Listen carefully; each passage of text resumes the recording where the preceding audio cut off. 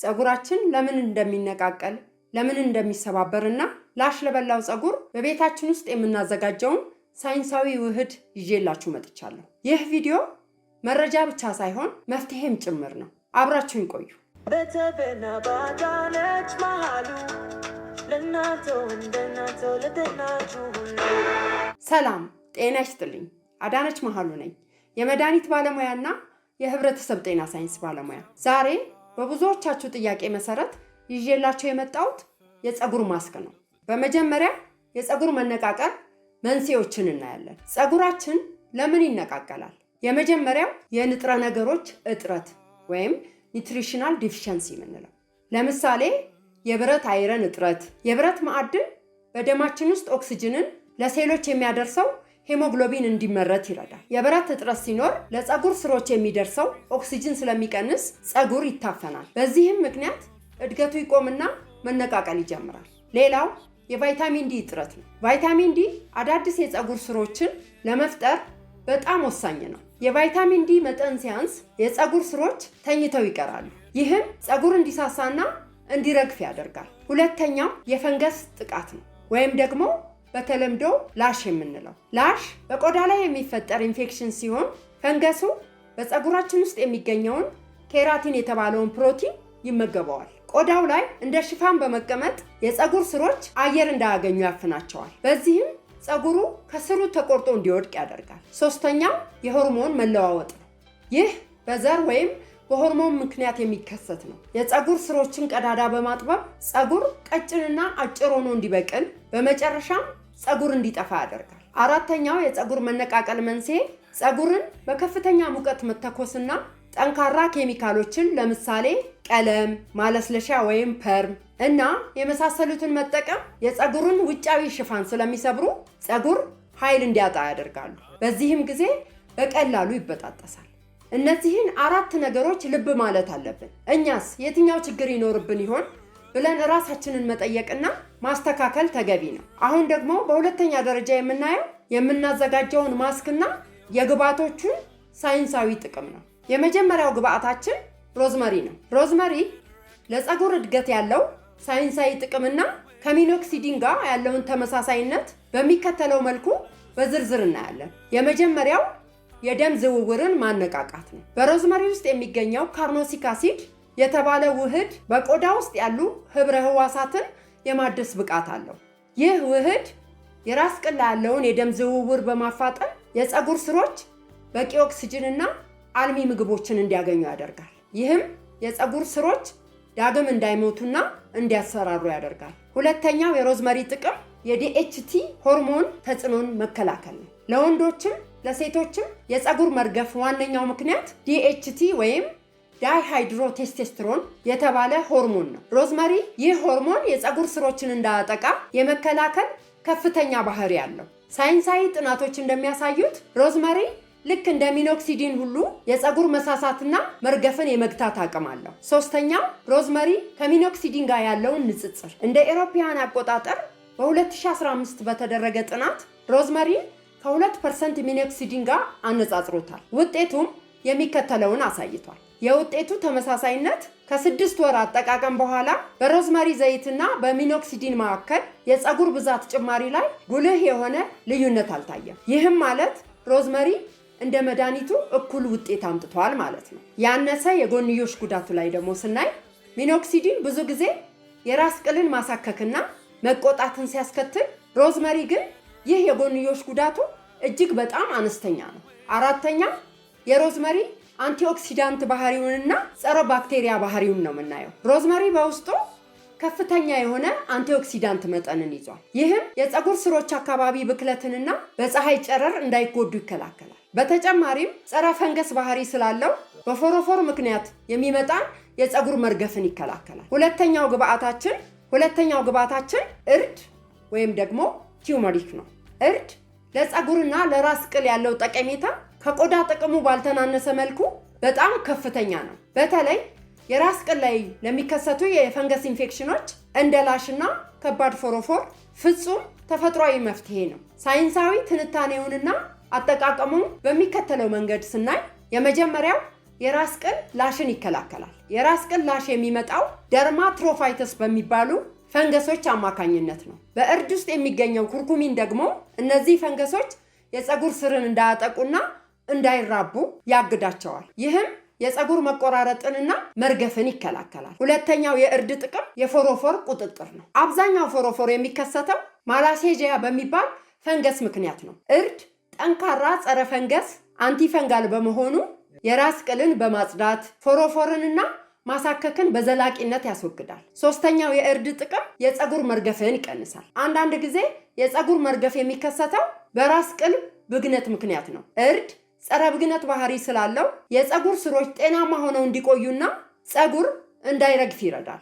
እርድን ለፀጉር ስንጠቀም ከሌሎች ዘይቶች ጋር ቀላቅሎ መጠቀምን ይመከራል። ለምሳሌ እርድን ከወይራ ዘይት ጋር 1 የሻይ ማንኪያ እርድ ከ2 የሾርባ ማንኪያ የወይራ ዘይት ጋር ቀላቅሎ የራስ ቅልን መቀባት። ይህ ለደረቅ ቆዳና ላሽን ለመከላከል ፍቱን ነው። ሁለተኛው እርድና እርጎ ነው። እርድን ከእርጎ ጋር ቀላቅሎ ለ20 ደቂቃ ጭንቅላት ላይ ማቆየት ለከባድ ፎሮፎርና ለቆዳ ማሳከክ መፍትሄ ነው።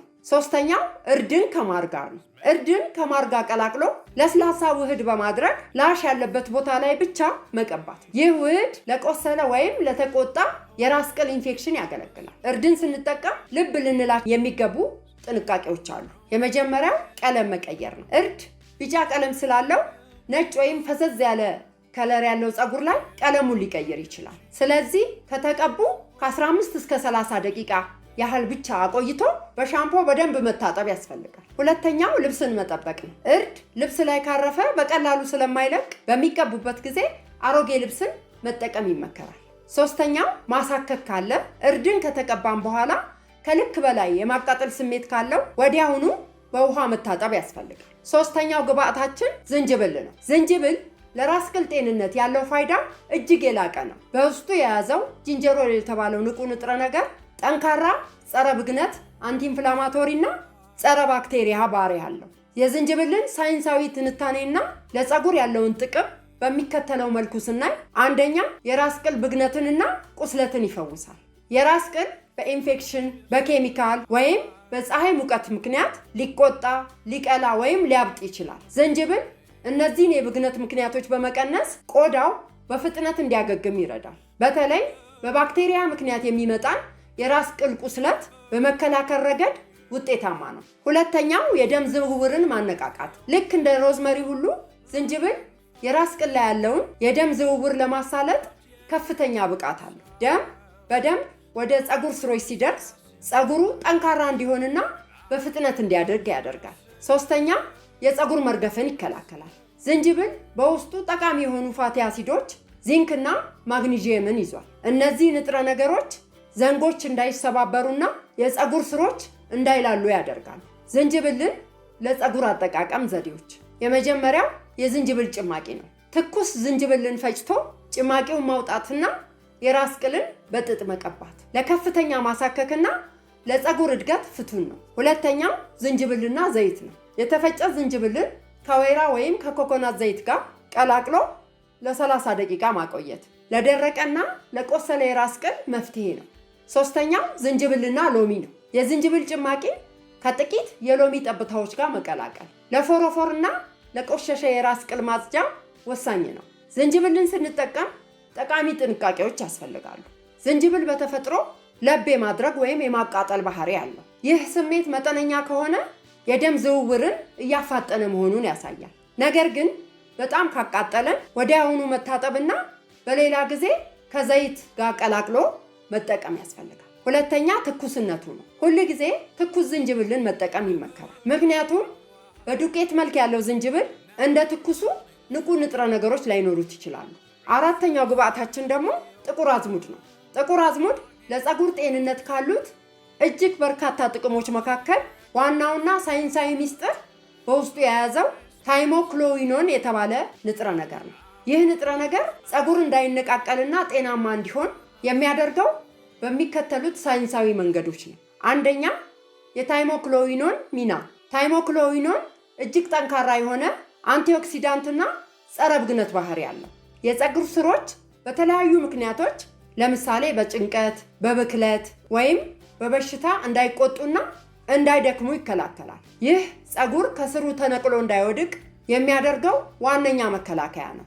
ሁለተኛው የፀጉርን ስር መመገብና ማጠንከር። ጥቁር አዝሙድ በውስጡ ከ100 በላይ ጠቃሚ ንጥረ ነገሮችን ይዟል። ከነዚህም መካከል ኦሜጋ 3 እና 6 የራስ ቅል ላይ ያለውን የደም ዝውውር በማፋጠን ፀጉር እንዲወፍር ያደርጋሉ። አሚኖ አሲዶች ደግሞ ፀጉር የተገነባበትን ፕሮቲን በመደገፍ የፀጉር ዘንግ እንዳይሰባበር ይረዳሉ። ሶስተኛው የራስ ቅል ጤንነት ነው። ጥቁር አዝሙድ ጸረ ባክቴሪያና ጸረ ቫይረስ ባህሪ ስላለው የራስ ቅልን ከተለያዩ ኢንፌክሽኖች ያጸዳል። ጤናማ የራስ ቅል ደግሞ ለጠንካራ የፀጉር እድገት መሰረት ነው። አሁን ደግሞ የምናየው የጥቁር አዝሙድ አጠቃቀም ዘዴዎችን ነው። የመጀመሪያው የጥቁር አዝሙድ ዘይት። ንጹህ የጥቁር አዝሙድ ዘይትን ከሌላ ዘይት ጋር በመቀላቀል ለምሳሌ ከኮኮናት ዘይት ጋር ቀላቅሎ የራስ ቅልን ማሸት ለሚነቃቀልና ለሳሳ ፀጉር ፈጣን መፍትሄ ነው።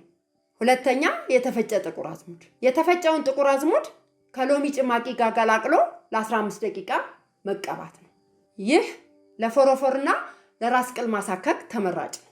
ሶስተኛው ጥቁር አዝሙድና ማር ነው። ጥቁር አዝሙድንና ማርን ለውሶ መቀባት ለተሰባበረና ለደረቀ ፀጉር በጣም ጥሩ ነው። ጥቁር አዝሙድን ስንጠቀም እነዚህን ማወቅ አለብን። የጥቁር አዝሙድ ዘይት በጣም ጠንካራ ወይም ኮንሰንትሬትድ ስለሆነ ብቻውን ከመቀባት ይልቅ ከሌሎች ተሸካሚ ዘይቶች ጋር እንደ ወይራ ወይም የኮኮናት ዘይት ጋር ቀላቅሎ መጠቀም ለቆዳ ተስማሚ ያደርገዋል እና ዘይቱን ተቀብቶ ከ30 ደቂቃ እስከ 1 ሰዓት ካቆዩ በኋላ በለስላሳ ሻምፖ መታጠብ ይመከራል። አምስተኛው ግብአታችን የሩዝ ዱቄት ነው። የሩዝ ዱቄት ለፀጉር ጥንካሬና ውበት ያለው ፋይዳ ከጥንታዊ የኤዥያ ሀገራት የውበት ምስጢር አንዱ ነው። በውስጡ የያዘው ኢኖሲቶል የተባለው ካርቦሃይድሬት ለፀጉር የሚሰጠው ሳይንሳዊ ጥቅም እጅግ በጣም አስገራሚ ነው። በሩዝ ስር የምናየው የመጀመሪያው ጥቅም የኢኖሲቶል ጠጋኝ ባህሪ ነው። ኢኖሲቶል ወደ ፀጉር ዘንግ ዘልቆ የመግባት ባህሪ አለው። ፀጉር ሲሰባበር ወይም ሲጎዳ የሚፈጠሩትን ጥቃቅን ክፍተቶችን ከውስጥ በመሙላት ፀጉሩ ዳግም ጥንካሬ እንዲያገኝ ያደርጋል። የሚገርመው ነገር ፀጉርን ከታጠብነው በኋላ ኢኖሲቶል በፀጉር ላይ ተጣብቆ በመቆየት ጥበቃ ማድረጉን ይቀጥላል። ሁለተኛው የመለጠጥ አቅምን መጨመር ነው። የተሰባበረና የደረቀ ፀጉር የመለጠጥ አቅሙ በጣም ዝቅተኛ ነው። የሩዝ ዱቄት ውህድ ፀጉር ሳይበጣጠስ እንዲለጠጥና ለስላሳ እንዲሆን ይረዳል። ይህም ፀጉር በሚታጠብበት ወይም በሚበጠርበት ጊዜ የሚረግፈውን መጠን በከፍተኛ ሁኔታ ይቀንሳል። ሶስተኛው የፀጉር ዘለላን ማለስለስ ነው። የሩዝ ዱቄት በውስጡ ባለው ስታርች አማካኝነት የፀጉሩን ውጫዊ ክፍል በማለስለስ እርስ በርሱ እንዳይተሳሰርና እንዳይቆሳሰል ያደርጋል። የሩዝ ዱቄትን ደግሞ እንደዚህም መጠቀም እንችላለን። የመጀመሪያው የሩዝ ዱቄት ማስክ።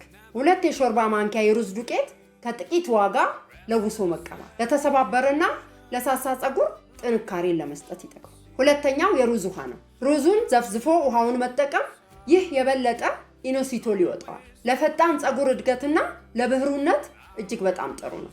ሶስተኛው ሩዝና ማር ነው። የሩዝ ዱቄትን ከማር ጋር ቀላቅሎ ለ20 ደቂቃ መቀባት ለደረቀና ለተጎዳ ፀጉር እርጥበት ለመስጠት ወሳኝ ነው። ሩዝን ስንጠቀም ማድረግ ያለብን ነገሮች፣ የሩዝ ዱቄት በፀጉር ላይ ደርቆ ከቀረ ለማውጣት ሊያስቸግር ስለሚችል በደንብ ለውሰን ተቀብተን ከ20 ደቂቃ በኋላ ለብ ባለ ውሃና በሻምፖ በደንብ መታጠብ ያስፈልጋል። እናም ለተሻለ ውጤት የሩዝ ዱቄቱን ከጥቂት የጥቁር አዝሙድ ዘይት ጋር መቀላቀል ፀጉሩ በአንድ ጊዜ እድገትም ጥንካሬም እንዲያገኝ ያደርገዋል። እስካሁን ያየናቸው 5 ነገሮች እርስ በርሳቸው ይደጋገፋሉ። አንደኛ ሮዝመሪና ዝንጅብል። ሮዝመሪና ዝንጅብል ደም ያንቀሳቅሳሉ።